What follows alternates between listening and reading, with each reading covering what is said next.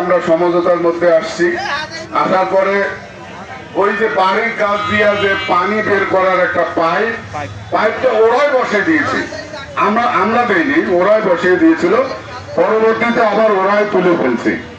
তো যাই হোক, আমি দুলালকে বহুবার বোঝানোর চেষ্টা করছি, যেহেতু আমার চাচাতো বোন তার কাছে আছে, আমি বহুবার চেষ্টা করছি। ওই বোনটার কারণে বহুবার আসি, আমাকে অনুরোধ করছে, সেই কারণে আমি ওনাকে বারবার চেষ্টা করিও মানে ফেরাতে পারি নাই।